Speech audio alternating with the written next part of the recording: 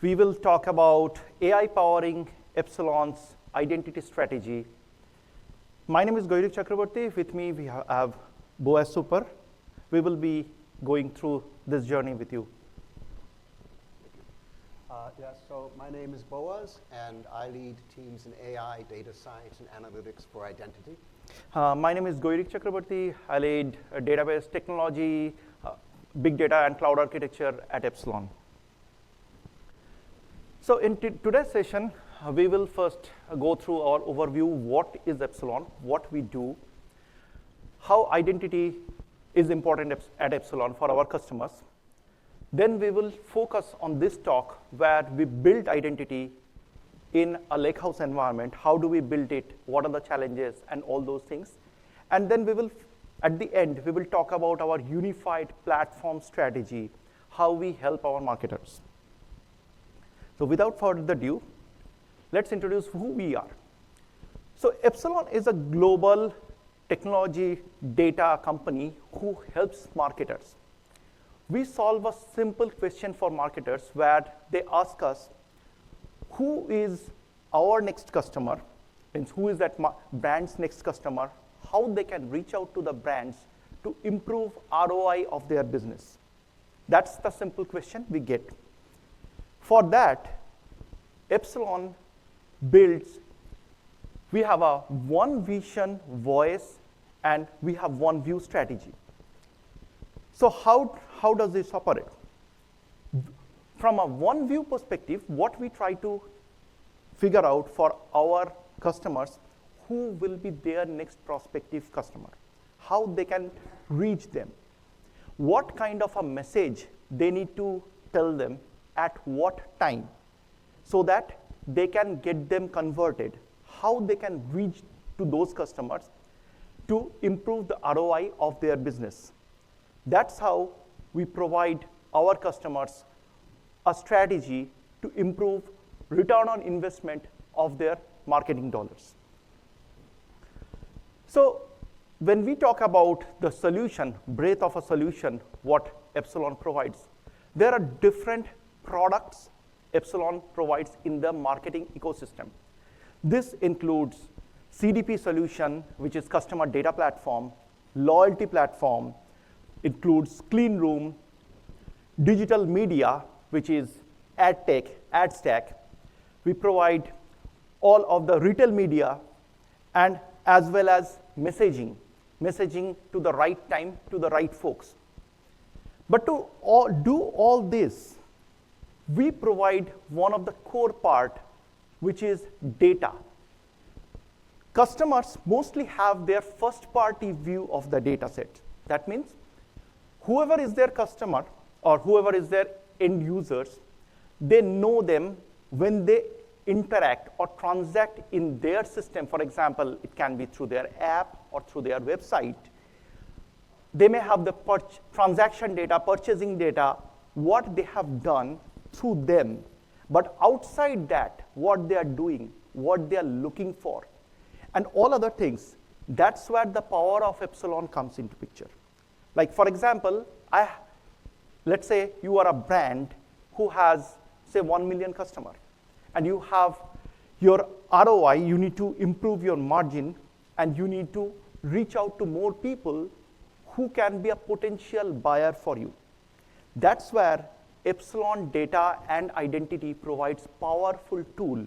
We democratize using data and AI to our end users or to our customers so that they can improve overall revenue.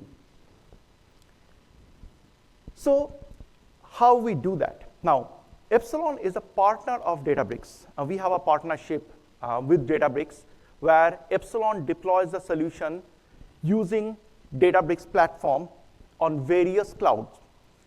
On the left-hand side, when you see, you have various data sets that a customer owns. And in the middle, what you see, we have different solutions which is being built by Epsilon and provided by Epsilon. For example, customer data platform, a CDP solutions where you have your customers' master data. Then loyalty, how your customer is interacting. Let's say you are part of the loyalty solution where they perform certain transaction. You are giving bonuses, you are giving coupons to activate that to make your customer experience better. Then you have a digital messaging solution which reaches out to your customer. Let's say you want to send them an offer, a personalized offer, AI-driven offer using generative AI. You want to send them those personalized messages, which we do it through a digital messaging solutions. It's called Marketing Hub. Then we also do our ad stack solutions. Say you are providing ad tech. Epsilon provides ad tech and martech both solutions, and we bridge the gap between ad tech and martech using our data, using our AI capabilities. I will go into more details once we talk about identity in that space. And then in the center of that is Epsilon's identity and data. How we do that? As we mentioned before, in Epsilon's identity, we literally talk to a real person. It's completely pseudonymized. It's in privacy safe. It's deployed in a privacy safe manner. But it identifies all the transaction, online and offline transaction, over the web transaction. We built intelligence through hundreds of terabytes data getting ingested to systems every day so that we find out who is the person, what they are looking for, so that as a brand, if I can go and talk to the person at a right time, I have a better chance of getting them converted. That is the whole and sole focus what Epsilon uses, using identity as well as data. From a data perspective, same way, you have a brand has their customers' first-party data, what customer provided already. But at the same point of time, Epsilon has over thousands of other attributes what that particular customer is looking for. Let's say I have a purchasing transaction history for a specific person. We know what product he bought at that moment of time. But what he is looking for in an open web and what he is really looking to buy, those are the things that are super important for our brands so that they can reach out. And this is done in a privacy safe manner. When I say privacy safe manner, I mean entire data for a brand is completely isolated. We attach and connect Epsilon's identity, Epsilon's data asset to brand's first-party data so that they can have a complete ecosystem on their own. This data never gets shared with any other customers. So each brand has their own space where they can see their own data attached with Epsilon's provided data and identity to get a complete overall picture of those consumers who they wanted to reach. And based on that, they can decide what type of marketing campaign you want to launch, who you wanted to basically target, and based on that, you can start activating using Epsilon solutions, Epsilon Digital. You have your own solution. For example, you can have your own channels, which can be your mobile app, it can be SMS, it can be your website, or even you can use social media or any other paid channels to reach out to the customers. So this is the power of overall data and identity, what Epsilon brings into the table for our brands in a privacy safe manner. So we talked about different capabilities. We talked about retail media. We talked about digital media, which is the ad stack. This ad stack, Epsilon supports over 700 billions of transactions a day. We will come to a point where we will explain how this data set even helps to build our entire identity framework. Then we have a customer data platform, Cleanroom. Cleanroom is another area where Epsilon provides options to customer, where customer can use their data set and Epsilon's data set and provide that directly to their machine learning team, AI or ML team, to act on our raw data, or Epsilon provides a solution for a build for marketers where they can use that data set to build the campaigns using the campaigns UI. So we have options to provide that for both as a AI analyst as well as for the marketers. So these are different solutions which we provide, but as a whole, all of them are connected, and we will talk about how this is done in a privacy-safe manner using Databricks platform. So this is where identity provides an important picture here. So every day, Epsilon sees many transactions over the web.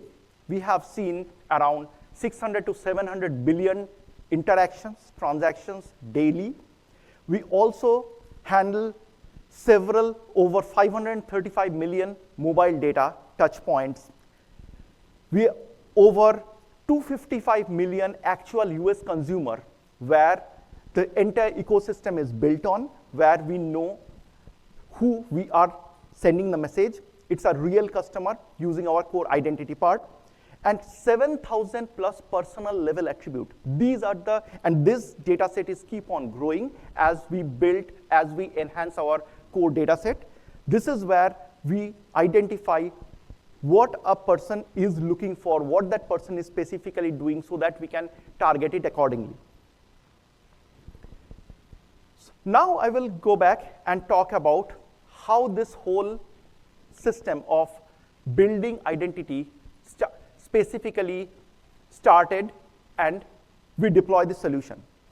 So the building identity started many years back, over 10 years back, and this is from Epsilon's ad tech solutions, which is entire ad stack. So in this picture, what we are showing is, on the left-hand side, it shows various ad stacks deployed in different regions. That data, all the interaction data, gets streamed and processed through a Kafka streaming to a Spark in a data lake. Now, initial systems, when we built many years back, we had two separate systems. One is data lake, where predominantly Spark process, machine learning process runs. And then another system was for the data warehouse, where this data gets aggregated and specifically used for BI and analytics application. Now, as you can clearly see, the challenge overall, this system was handling around 50 petabyte from a data lake perspective, and highly compressed data on a data warehouse around 4 petabyte scale. And the overall processing Hadoop system was keep on increasing continuously. It was over 1,100, 1,200 nodes. It becomes very hard to manage. All of the jobs were getting managed through a yarn queue. It's way more complex. So there are two major issues here. First of all, we don't have one single set of truth, where you have a data lake and you have a separate data warehouse. There is a significant resourcing and efforts needed to sync up the data. And then there are two separate views. Data science operates on one view, and data analytics people operates on another view through a BI and analytics platform. Scaling becomes very hard because we can't literally scale as the data demands, or for example, in a holiday period where your number of campaigns increase, it's very hard to do the scaling. So all these things are major reason why we started thinking about an alternative approach. So what did we do? So overall, these are the complexities. Data volume is growing continuously. We need scalability. Solution needs to support multiple cloud. Identity needs to be operated in any cloud, wherever we need. Data copy is adding cost, and it's adding significant management overhead. And governance and security is extremely critical. Now we are managing two different systems. It's not data lineage tracking, how the data is going, where the data is going is extremely difficult.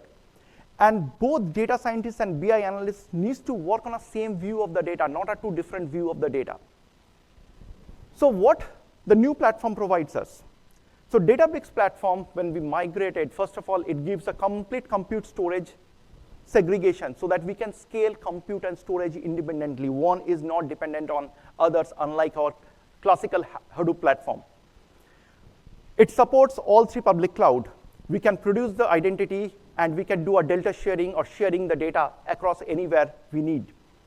Unity Catalog delta sharing provides immediate data availability. The moment producer is producing the data, the moment identity is getting produced, we can share the data immediately to our consumers without having any time delay. Also, Unity Catalog provides centralized metadata management, access control, lineage, and auditing. So Unity Catalog becomes a central point of the entire management framework. We can see how the data is producing, who is using, where it is getting used, and all of the access control in one single hood. And this Databricks Lakehouse platform is ideal for both data warehouse as well as data lake use cases, so that now machine learning and BI analytics operates on a single data. We drastically reduce number of copies, amount of data movement, and how this management of this entire operation performs. So this is the architecture. Now, we migrated the identity portion of it. Identity now gets generated in cloud. What we are showing here is we still have an ad stack which is running on premises. Every night, there is a 30 to 50 terabyte of data. It gets streamed to cloud, where identity process runs daily. Why it is daily? Because it is very critical for us to identify all the digital signals, all the touch points, interactions which is happening over the web, so that we can provide like refreshed information of the identity to our customers. So we transfer this data nightly, and then over there we have a CI/CD process which basically runs, and we run Databricks jobs here to build the identity. Incremental data which gets moved to cloud, our identity process operates on that. It generates an identity graph, which Boaz will provide details on how that thing works. And then finally, we have BI analytics, everything working on the same set of data. Now I will hand it over to Boaz, who will go through the details of identity. Thanks, Boaz. Thank you, Garrick. So in a moment, I'll explain why we chose to talk about identity resolution as an example of our migration to Databricks. But first, I want to talk about how AI and data science are used for marketing in general at Epsilon, and this will complement some of the things that Garrick has already covered. So first of all, Epsilon is not a newcomer to AI and data science. We are into our second decade of using these foundationally to execute marketing on behalf of our clients, and we use them for internal corporate purposes too. For example, we use data science to inform corporate strategy at the highest levels, including such things as product strategy and sales strategies. We also use data science to inform the design of our AI systems and then to measure their performance once they're built and deployed. And we use data science for tactical guidance in many ways on literally a daily basis. We use predictive AI to answer the who, what, when, and where of messaging opportunities. And we've used generative AI for years, many years, but of course, it's gotten a lot stronger recently, so we're using it a lot more, including for such things as processing those data signals that are in the form of natural language, for building natural language interfaces to our systems, both for our clients and for internal users, and to supercharge the creativity and intelligence of our human talent. I've spoken about these as 3 categories, but really, we weave them all together whenever we execute any marketing on behalf of our clients. To do effective marketing requires answering 4 important questions. And the first question is identity, which is, who do you want to talk to? Now, this is where identity in marketing is different from what it means in the security world, where it means authentication. In marketing, identity means exactly the answer to this question. Who does the advertiser want to reach? Identity is followed with creative. What do you want to say? Media, where and when do you want to say it to them? And finally, measurement. Did they hear you? If they did not know about you before, do they know about you now? And if you wanted them to take an action, did they take that action? It's because identity is the starting point for this whole process. That is one of the reasons that we migrated it from our on-prem cluster to the Databricks platform on the cloud first. And all the others are currently in various stages of being migrated. I want to build on something that Garrick said. It's easy to think about processing data. That's what we do all the time. But identity means realizing there's a human at the center of all that data. It is not just data, and therefore there has to be an element of respect. Here's how we make the identity. We begin by detecting signals, and it's a very high volume of signals, and I'll show you some more numbers on the next slide. They're also very sparse and very noisy. And the first thing we do is we redact them to protect privacy. And only then do we apply the machine learning. Now, the data is fundamentally graph structured because it's about associations between things out in the world. And so we do supervised and unsupervised machine learning on graphs and also some non-graph structured data. And again, high volume, high sparsity, high noise, and we have intentionally removed the most informative parts of the signals before we do this. And then the output of the machine learning is a set of privacy-safe entity models. So these models do not contain information like someone's name, for example, but the advertiser can be confident that using these models, they can reach the people that they want to reach with their messaging. So probably everyone here has seen mathematical graph illustrations like this one, where the nodes represent things and the edges represent relationships between things. And when you look at an example like this, it's easy to develop an intuition. When you multiply this by 10 billion times, the behavior changes drastically, and because there are emergent behaviors that form at large scales. And so it's important to develop new intuitions and to make use of, which we can do through graph theory. And I'll also say that when you deal with very large-scale graph data, every possible pathological structure of the data that you could imagine occurs somewhere in that vast data landscape, and not once, but over and over and over again. So how big are we talking about? Well, we do this in 50 countries, and we're talking about 10 to 100 giganodes and 100 to 1,000 giga edges. And it's not a static graph, it's a dynamic graph. As Garrick pointed out, we have to update it at least daily. And so Epsilon receives more than 20 trillion signals a month. And for that purpose, we need to have algorithms that are designed for dynamic graphs. We can't simply rebuild the graph every day. First of all, that would be fiendishly expensive, but also, the real world doesn't change every day. It evolves, and we need our models to reflect that evolution. So just the identity part of the marketing process that I showed you, we are running jobs that total over 100,000 cores a week. I think that Epsilon's data scale is not widely appreciated because it is a B2B company. It's not a B2C household name. Over a decade ago, we realized that none of the commercially available state-of-the-art graph algorithm libraries could meet our needs for robustness and efficiency. So we set up our own R&D team, PhDs, and what they do is graph R&D, and they've been doing it for a decade now. So we have developed very sophisticated methods for running dynamic graph algorithms on large distributed clusters. Just to give you a little bit of an idea of some of the things we have to think about, I'll talk about some of the specific challenges of trying to work with this kind of data.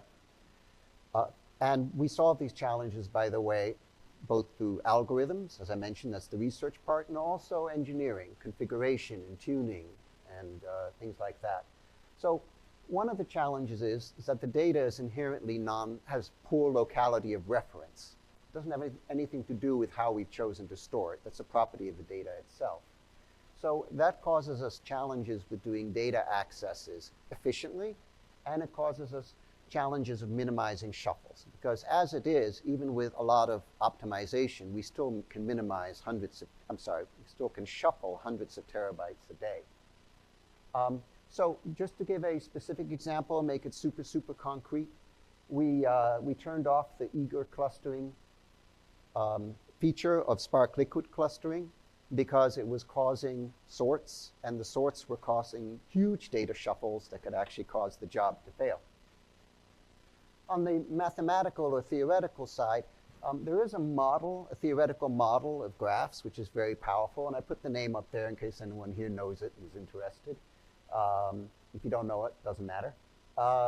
And it turns out that with graphs at scale, the real world actually behaves like the theory predicts. And the most important prediction is that even a small amount of random noise will start causing large parts of the graph to start clumping together. This is called the giant connected component problem. You can't just discard it because the data is good. It's just how it's connected to each other which becomes bad. So we put our R&D team on it, and over the years we've developed algorithms for extracting the good data from the bad. Now, if you have a tiny graph of 1 million nodes or so, you do not have to think about this kind of thing. It won't come up. But it grows exponentially. So when you deal with tens of billions of nodes, you must solve this problem. Let me summarize a few of the benefits from the migration to Databricks that we had. First of all, on the operational side, we got a whole lot of modernization all at once.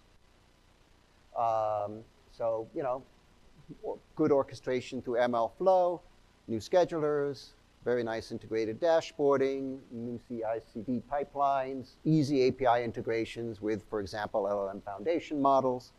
On the R&D side, it is an advantage to have a deeply integrated AI coding assistant because it understands the platform better than taking some third-party coding assistant and putting it as a thin layer in an IDE.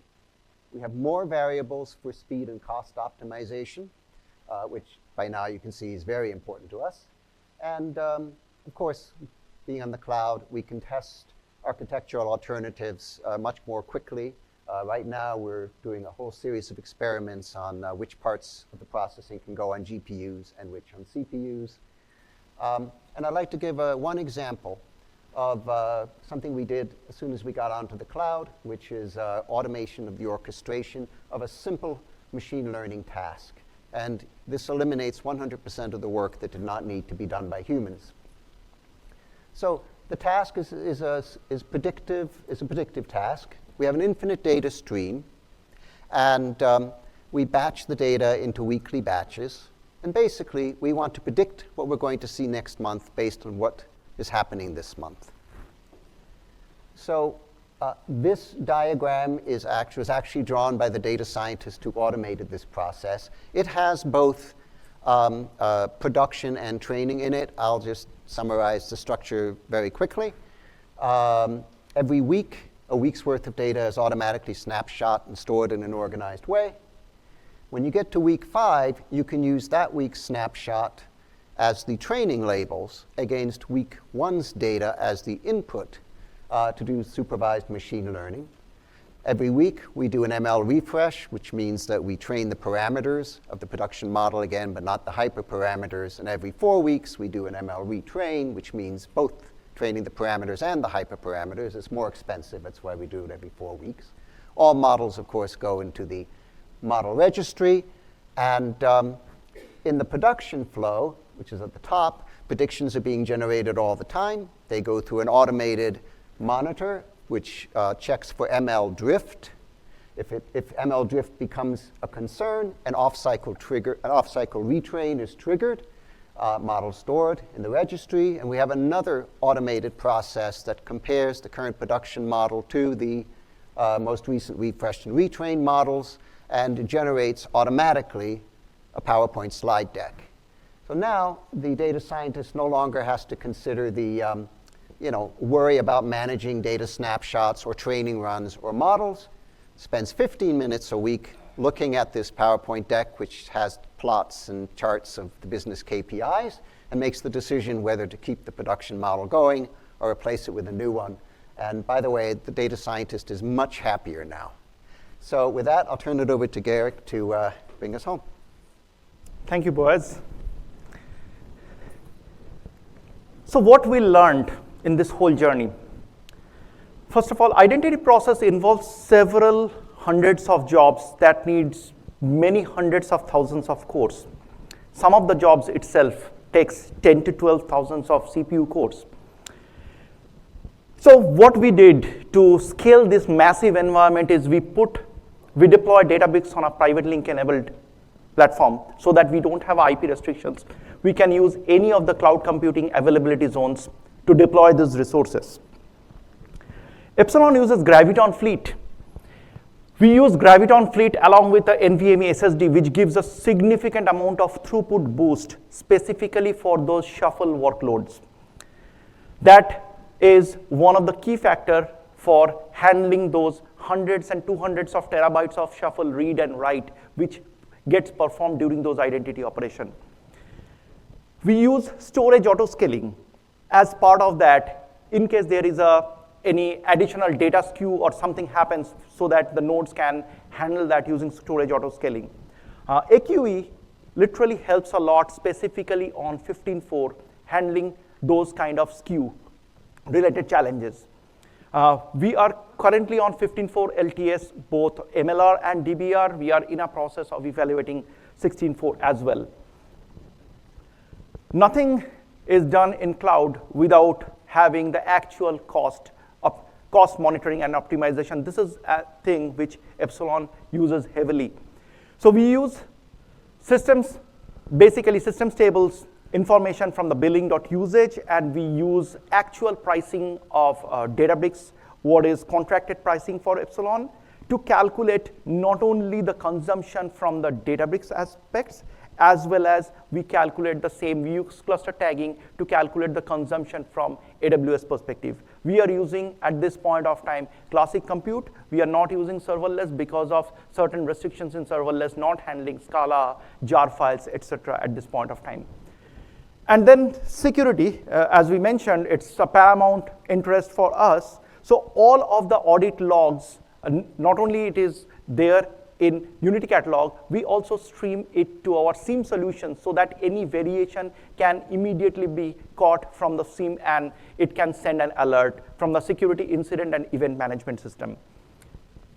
So what is the next step? As Boaz also touched on that, we are working to improve this processing because it's already using hundreds and thousands of cores. So we are looking into how we can optimize using Spark, CUDA, Rapids, framework here to see if something can be massively parallelized. We are using Photon as well, but Photon, it varies, the coverage varies depending on the use case. And expansion of this identity in multiple clouds. As we expand our customer base to multiple clouds, AWS, Azure, GCP, we need to provide that. And that's where basically delta sharing gives a lot of flexibility where whenever identity is generated, we can share it accordingly to other locations. So we are in a process of moving producers and consumers all to the cloud. It's a continuous journey like any other organizations. We are on the same process for identity as well, for the basic source. And roll out regional deployment model based on country-specific needs. This is as and when we are onboarding new countries, country regulation, based on the regulation, we needed to deploy that in a country-specific mode.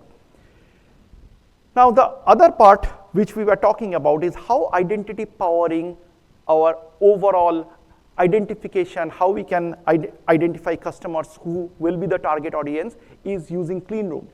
Databricks Cleanroom does an awesome job of not only sharing the data, also ML assets. Epsilon data identity on top of that gives the main power to our customers where they can attach and connect those data in a privacy safe manner. And from there, their data science team or their end users can run any analysis to identify who will be the right segment of the customer they can reach out to. Now, where all of this lands, this is the final place where we wanted to be. As we talked about in different places, Epsilon is building a unified customer journey. It's a one single platform where all of the solutions are talking together. This data is in a center. We are providing a common data store, which is our foundation layer. Let's say a customer profile. Customer profile is important in both loyalty platform, in a CDP platform, in a messaging platform. So the common data stays there in one single place, and this data gets shared within either using delta sharing or in catalog in metastore sharing to different consumers in a privacy safe manner. So you can think of this entire solutions, it's kind of a union of lakehouses depending on the products, depending on the customer, what they are using, and we are able to do that because of the features Databricks is providing using Unity Catalog and all the security governance feature around that. All of the objects what we are deploying, we are trying to make sure all the performance best practice recommendation is already inbuilt using liquid clustering, predictive optimization. Those things we use day in and day out. And how this entire solution works is now we have a common set of data layer and the common set of service layer. As our customer needs to get any services from Epsilon, either it can be a CDP solutions or a loyalty solution, it's just kind of an opt-in.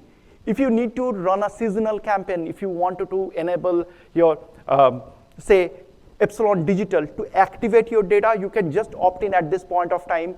You can run the campaign, measure the performance of the campaign, and opt out. We don't need to have any kind of a data movement from one solution to another solution because of how we build the lakehouse and how the lakehouse is, overall lakehouse architecture is connected together. That brings up a huge advantage for Epsilon. And this is for all of our overall solutions. Every solutions what Epsilon deploys, it can be in a various clouds, AWS, Azure, GCP, wherever, but in the center of our lakehouse strategy, we put Databricks in place so that all of the AI and ML strategies along with the data strategy, we can democratize the data and AI for our customers to ultimately provide the ROI they are looking for. So that's the over how we connect identity, how we connect our data to all of the solutions, because ultimately that is the key, because marketing, you have to enable, you have to initiate communication to the actual human at the end to make sure how you can provide right message at the right moment of time to get them converted to become your customer, and over a period of time, you can improve the lifetime value of that consumer. So that's all. That's where we end up. We are expanding these solutions, but in all of the products, we are currently in a process of putting agentic AI framework. We are building agents, and we are building corresponding connectors using this unified platform and on top of Databricks. And we believe that this is a great platform to help us scale to that architecture so that we can provide more value to our customer and get them ultimately reach where they need to go. That's all.